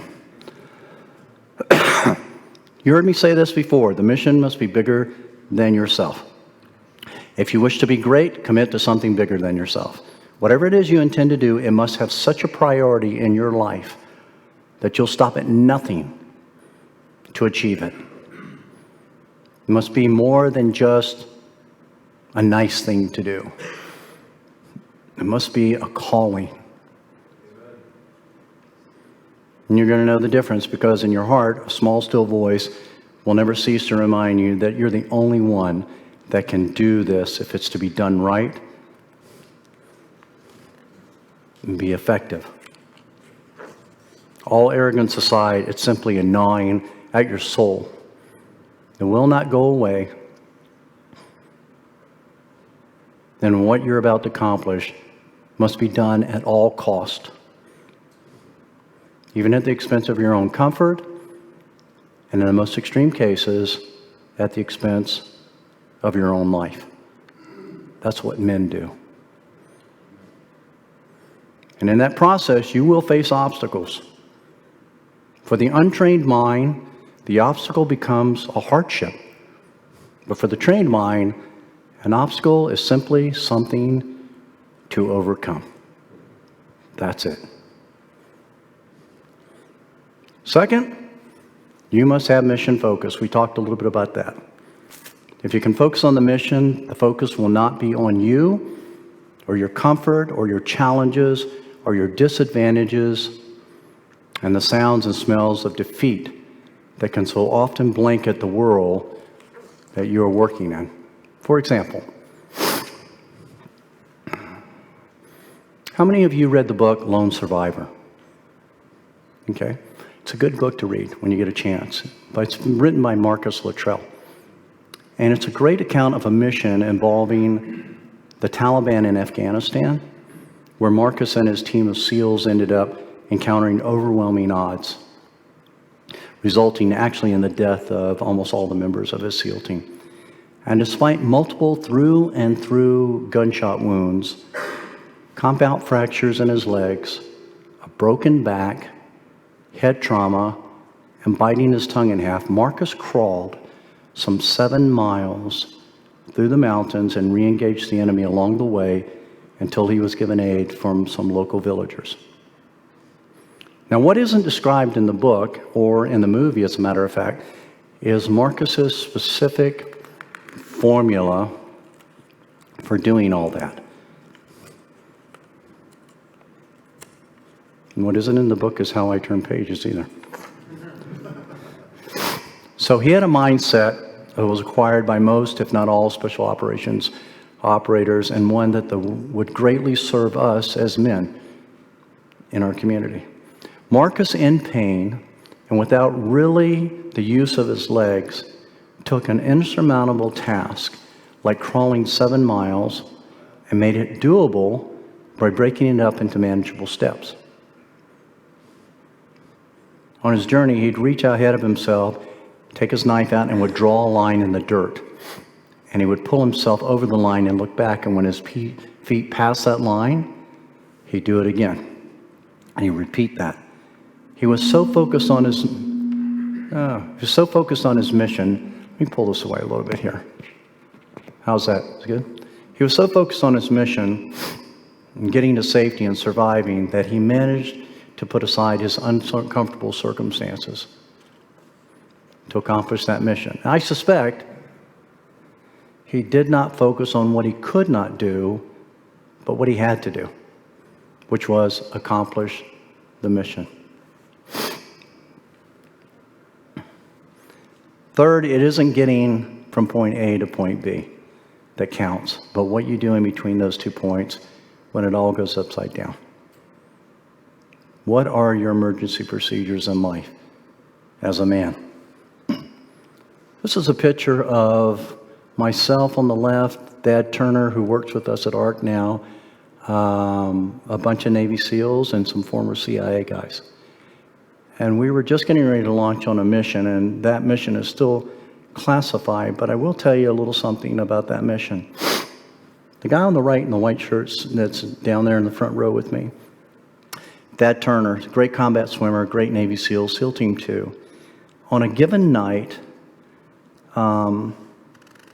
where we were responsible for doing something to a target, I launched this team underwater to swim to the target. Now, are there any combat swimmers here? Any underwater guys? So they have a compass board. And in the compass board, you follow the compass. There's a compass that sits in the middle of the board, and that's how you navigate underneath the water. You know, right up in your face there, just know what direction you're going to go in. And halfway to the target, the entire compass board fell apart. Pitch black water. Now, what was critical about this mission was two things. One, if we got discovered, we would all be dead, of course. And number two, if we didn't accomplish the mission, there is a good chance that none of us would be sitting here today because of what the enemy eventually intended to do to the United States of America. Thad was able to pull out other pieces of a compass board that he had brought in a ditty bag with him and literally put the compass board back together in under 5 minutes, swim to the target, do what we had to do, and come back so we could pick them up an hour later. It's not about getting from point A to point B in life. It's what do you do between those 2 points that actually matters. That's what real men do. That's the way real men think. Because if you don't do it that way, what's your excuse going to be for not accomplishing the mission? Whatever your mission is in life. You're going to say, my compass board fell apart? Somebody wiser than you is going to go, well, why didn't you bring extra pieces? Why didn't you prepare? When you get, we were just having this talk. When you get in your car every day, one of the first things you do is you put your seatbelt on. You don't put it on because you're scared that you're going to get in an accident. You do it because it's a smart thing to do, because it's the right thing to do. And if you happen to get in an accident, what happens? You save your life. That's life. That's life. Find value in who you are, not what you do. We talked about this already. As mentioned in the first session, and worth repeating, at the end of the day, most people won't care or remember your good deeds or what you've done, unless, of course, maybe it's written in a history book. But they will remember your character and how you treated them in accomplishing those deeds, or what type of courage you displayed, or the moral compass you used to remain fair and compassionate and wise. Oh, you know what? You might have a few medals on your uniform to show that you had some downrange time. But who actually, in the civilian world, can tell you what all those medals are? They don't have any idea. And you might think you look all great and decked out. But when they speak to you, they size you up on who you are and not what you have done. I have been in the company of so many great men that I never knew what their accomplishments were. They were godly men, had great humility, and someone else told their story, and I just sat back for hours just wowed at who they were and what they did. But what I was really wowed about was who they were. They were the nice guy, the compassionate guy, the great leader, the comforting comrade.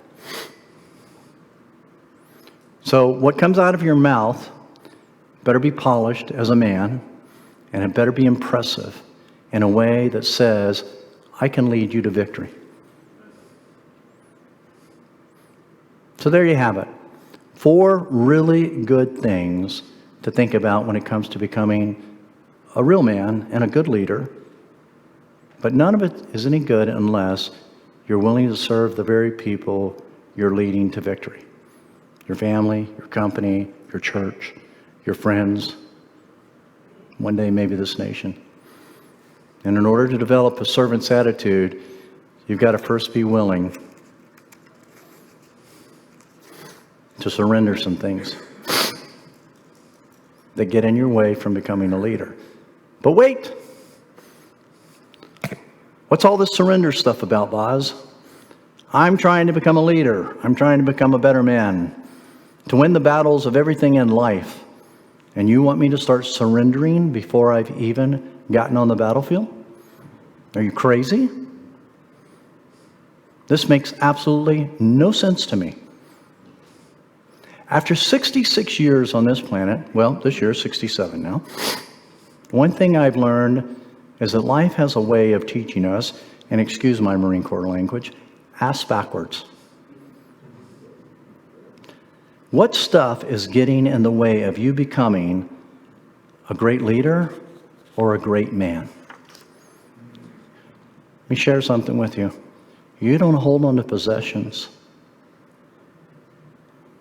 They hold on to you.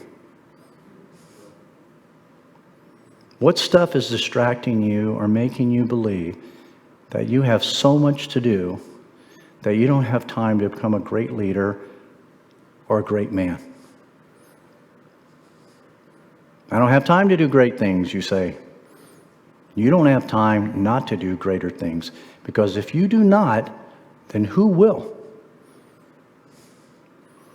We're deceived in thinking a lot of things are essential when they are not.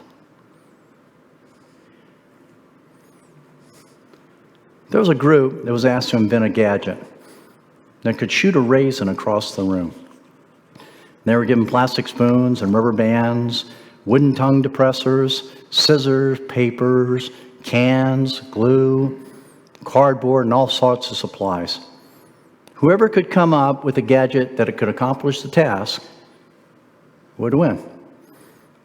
So all the engineer types and others spent a good hour digging into the task, coming up with all sorts of complicated things. Things that had to be held down by the rest of the team in order to fire the raisin. Other things that had a ton of moving parts, catapults of odd designs, and the list goes on and on and on. At the end of the exercise, the instructor looked at all the energy that was wasted and said, this is a whole lot simpler, and this is all you really needed. As he held up a plastic spoon tied to a tongue depressor with a rubber band. It was simple and effective. You see, everyone was so distracted by all the stuff on the table that it got in the way of doing a very smart and very simple thing. So again, what stuff in your life is getting in your way?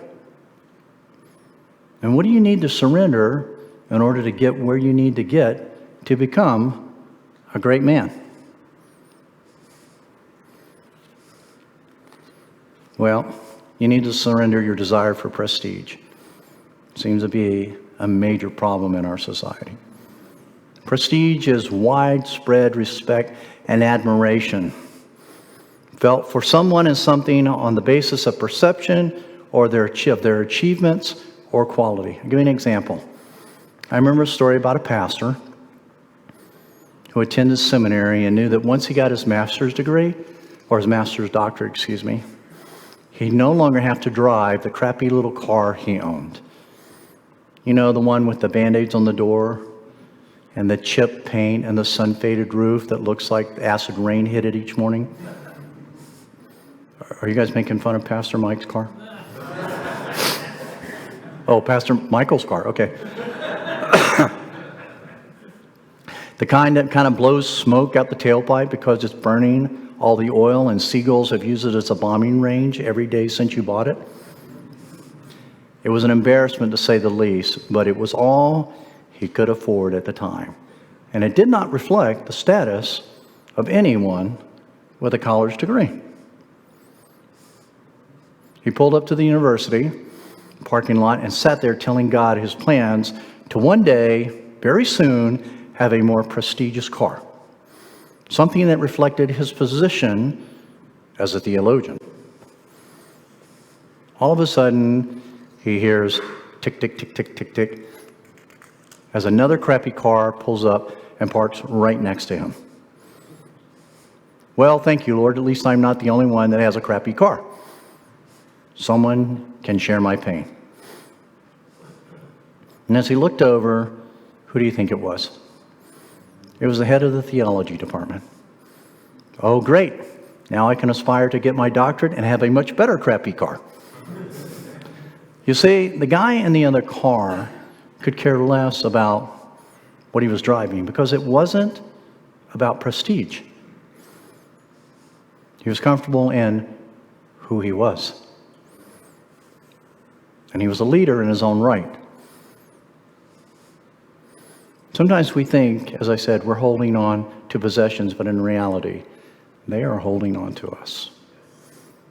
And we're deceived in thinking a lot of things are essential, as I said, but they are not. We need to surrender control. Oh, we got a lot of laughs on this.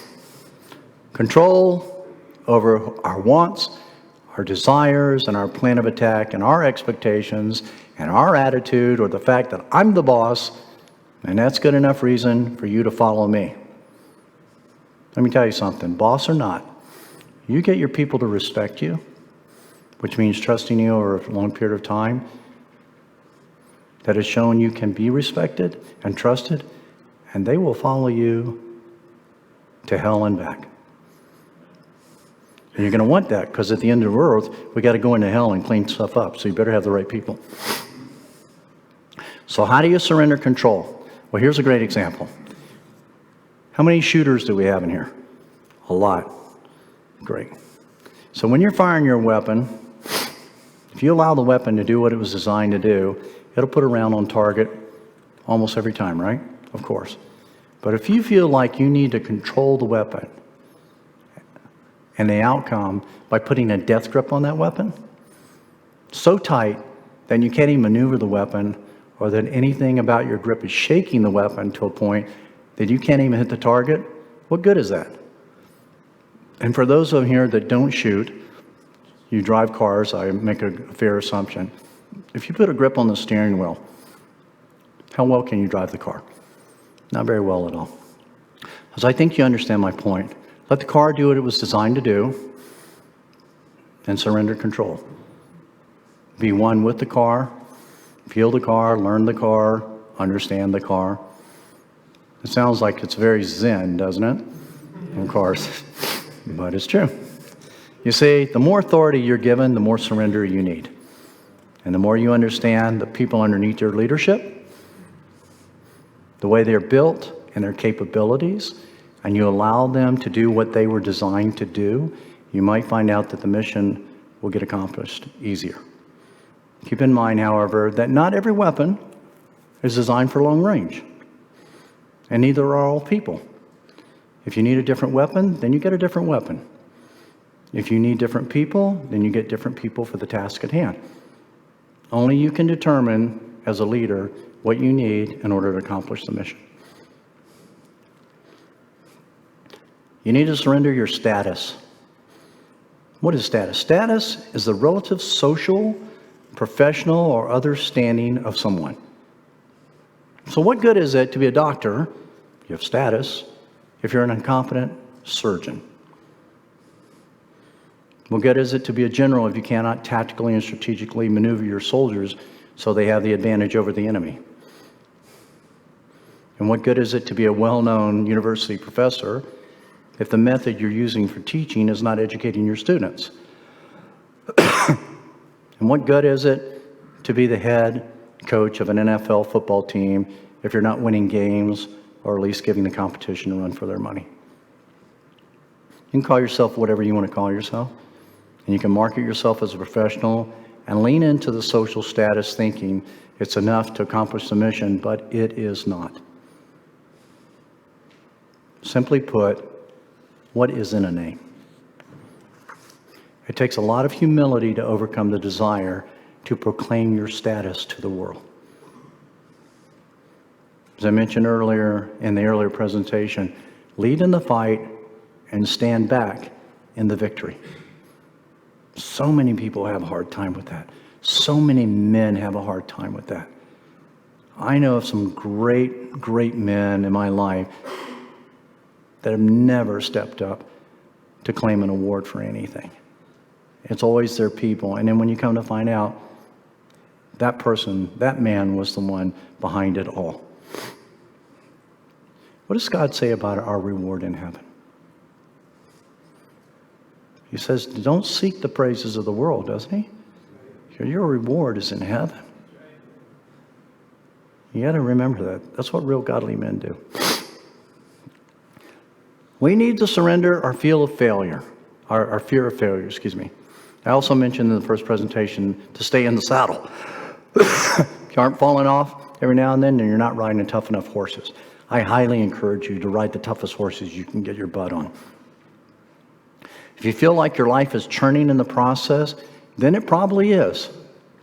Sometimes not a day of rest, an hour to sleep, a vacation to take because you have so much responsibility and it doesn't always go right, but that is okay. I'll give you an example. How many people know you've seen those trucks that have the big cement mixer thing on it? And it's constantly turning. Why is it turning? Keep it from solidifying, right? Exactly. So if it's stagnant, it'll all harden and it's not going to be of any use, right? You can't pour it out of the back. You can't go create something. If you're stagnant, then your heart and the potential is solidifying, and it will take a jackhammer to break it up, especially if you pour yourself into the wrong thing. You poured a sidewalk when you wanted a monument. So the question for you as men is, what have you poured yourself into? In this whole life, what is it that you pour yourself into every day?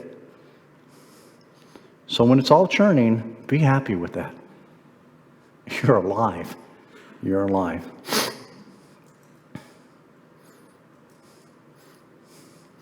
We need to surrender our arrogance. Ooh. Let us not think too highly of ourselves, but let us think higher of those who have come before us. For they are the ones who have taught us almost everything we know.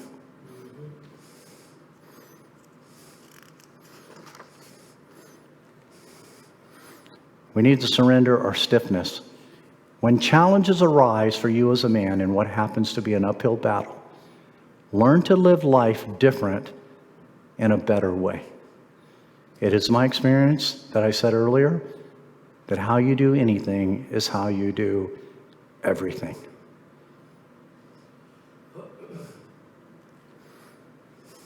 We need to surrender our doubt as men.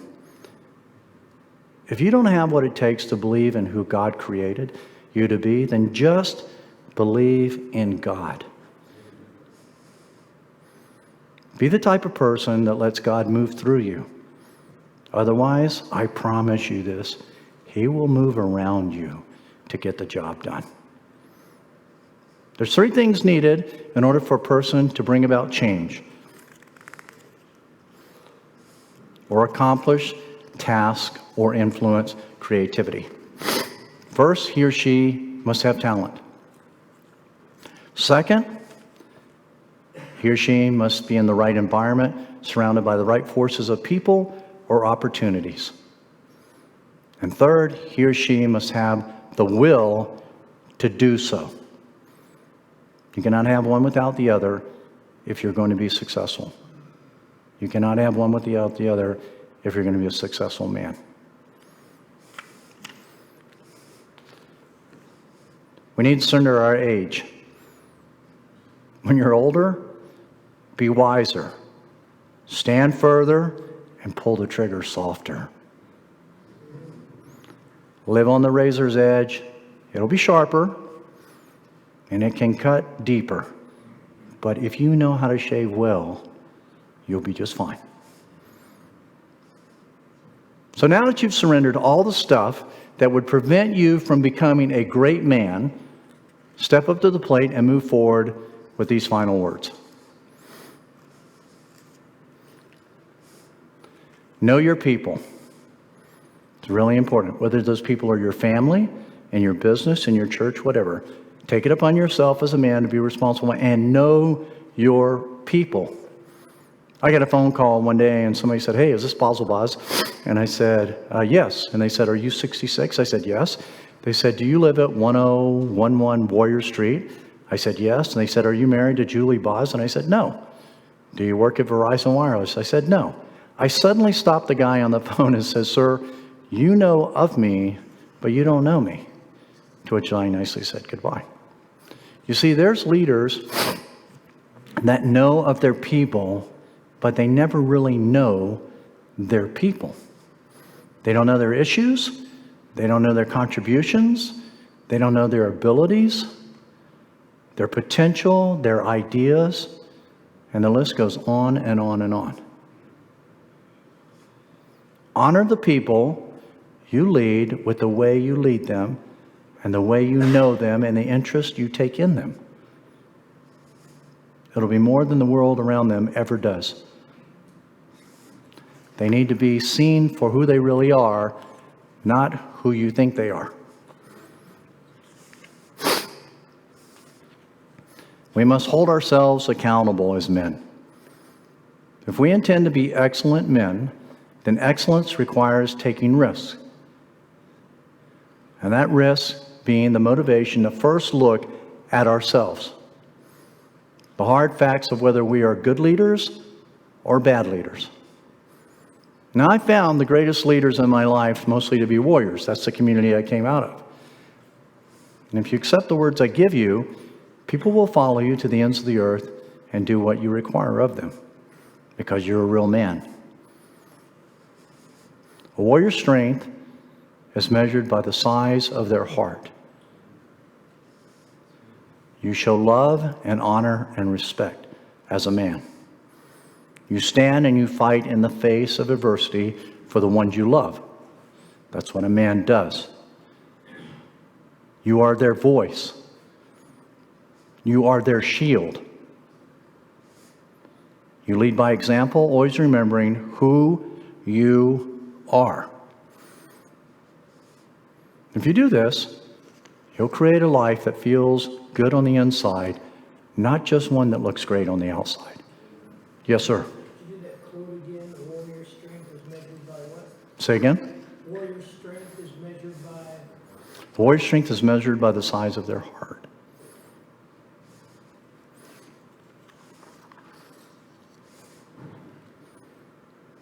So, we need to develop a superior attitude. You're thinking this is the first sign of arrogance, right?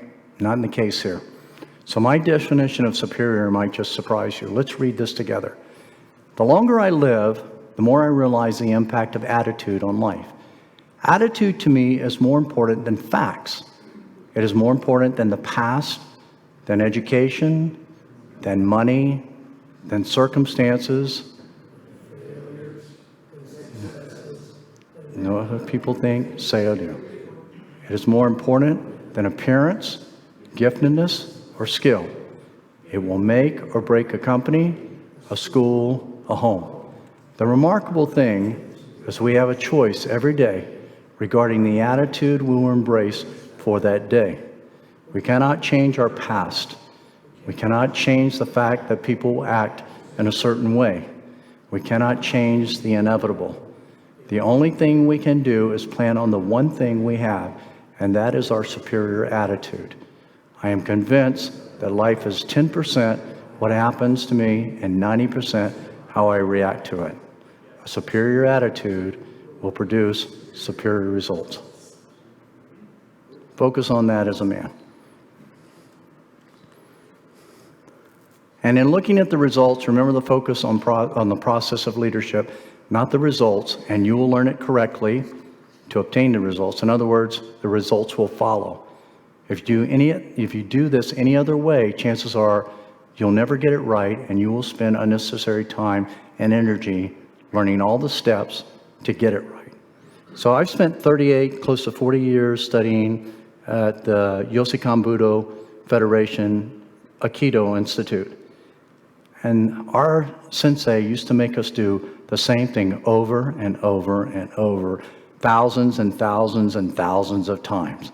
Some simple stuff. Whether it's a Hopotenkon or whatever it may be, and whatever the move was. If you're patient, what happens is your body learns it, and after a while it becomes a habit and your body will follow. And you want to practice those things in your life so you don't even have to think about them. They just come naturally.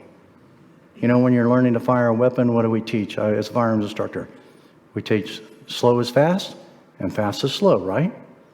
Slow, learn it slow, speed will come. But if you try to teach it too fast, it never gets taught properly. And if it does not end up the way you anticipated, then don't be upset by the results you didn't get with the work you did not do. Okay? It's your responsibility. That's what men do. If you want good results, you're going to have to work for it. Real growth does not come from the information you're receiving here today. It comes from the application of what you are receiving from me today. So when you leave here, you have to apply these things in your life. Now, that is not making an assumption that there aren't real men here. This room's full of men. And we're here to help each other become better at being good, godly men. That's all I'm saying. And all I am relaying is my personal experience to you. But I guarantee you there are people in here that could teach me quite a few things.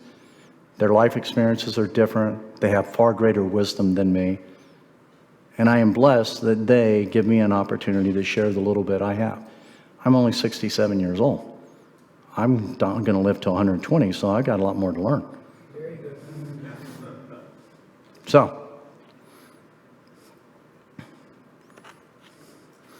So, gentlemen, remember this. Keep a smile on your face, always, as men, telling the world that it matters, that life truly matters to you. When you look at those generations that are below us, with a higher suicide rate than we've ever had in the history of our country, they don't have God, they don't have godly men, and life doesn't matter to them anymore. And it is your responsibility to show them that it does matter. It really, truly matters. Make it absolutely evident that the way you treat people is a lesson in love. Practice giving, offering up slices of yourself to both man and nature. But in all of it, the most touching angle of you should always be the deep honor you bestow on your family for how you were molded, and in return, just by your presence and gifts, they help mold others towards goodness.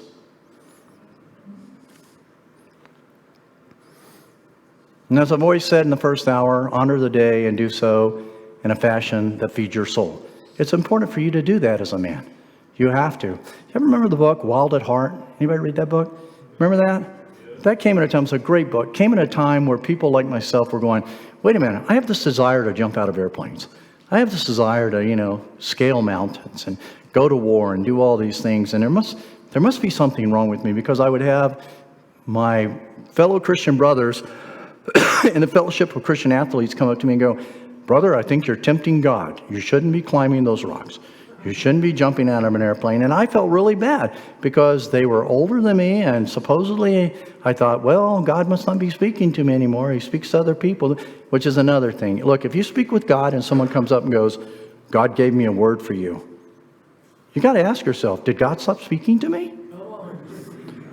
I'm just saying, because there's a lot of people. I've been approached, I can tell you, I've been approached in one speaking engagement, by almost 6 or 7 people that said, God had a word for you. That was a lot of confusing words. I didn't know where they were all coming from, Now, it doesn't mean that God can't provide you a word through other people. What I'm saying is, stay before God and speak with God. Build that relationship. Your pastors, are not the only ones that should be speaking to God on your behalf. You should be taking up the same mantle that they're taking up every day. If your pastors are visiting the sick, why aren't you as men visiting the sick? If your pastors are going to the prisons with a ministry, why are you as men going to the prisons and ministry? If your pastors are feeding the poor in Lincoln, Nebraska, then why aren't you as men feeding the poor? God's put them in your life as an example, as leaders. But you got to force multiply.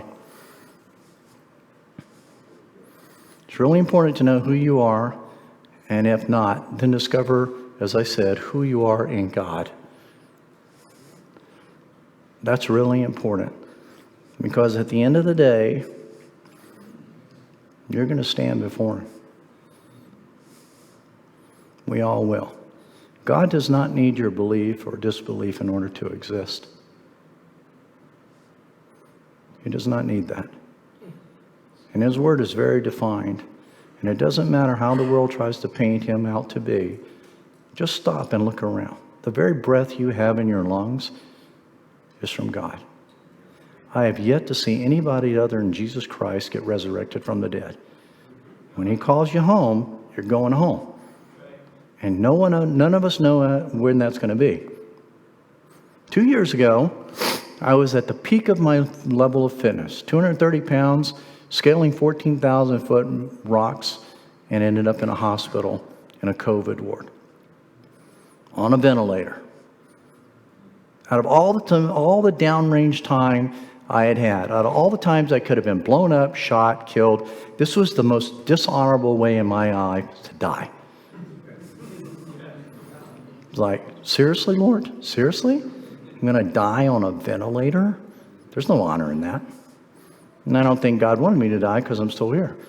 I had great pastors praying for me. Many of you were praying for me and everything. God had more purpose. What I'm getting at is I would have never seen that coming. Never seen it coming. Could have never anticipated that. And yet, literally, the very breath I had in my lungs belonged to God. But He took me there for a reason. So it is with our life here on this earth as well. It can be long and it can be short, but it can always be in the hands of God. So make sure you do it right. Doing what is right is not always easy.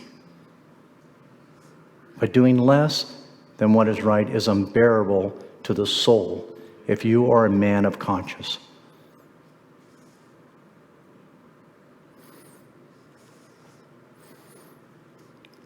For such a time as this, we men were created. You were born leaders, ready for the fight, whether the daily challenges are at work or the challenges in our nation that might threaten your work, your families, your way of life, and your freedom.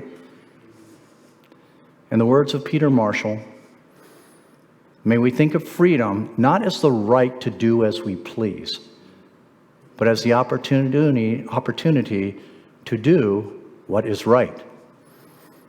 Let it not be said that anyone in this room, as a man, fainted in your leadership, or you feared in the face of tyranny, or discomfort, or even a failing economy, but that we stood strong, and we showed the world that we, the people, will not be overcome, oppressed, or denied the right for our freedoms. In the words of George Patton, it is better to fight for something in life than to die for nothing.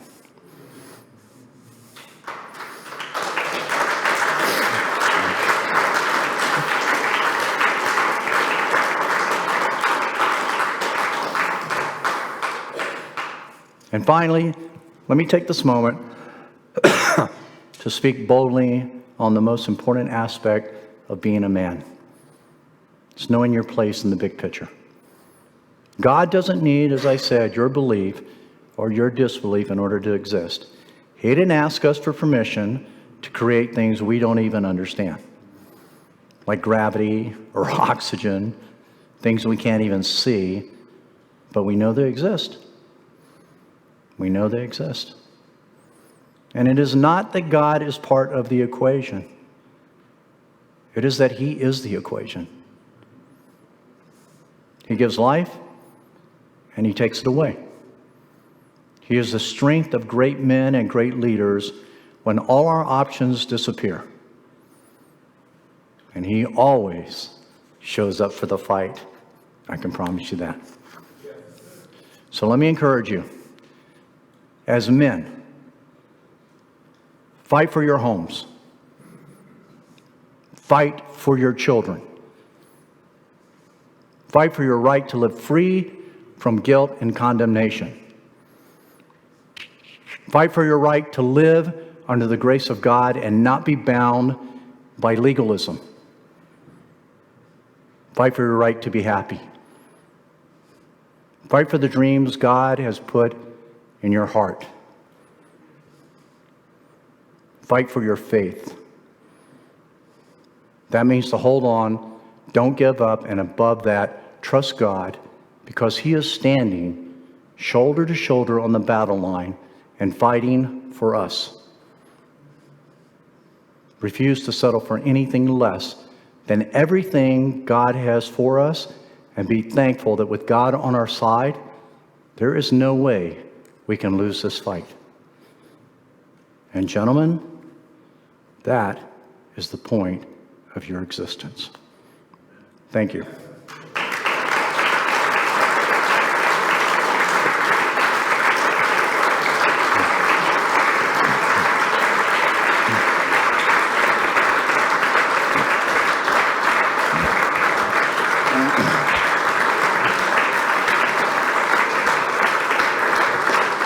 Thanks, guys.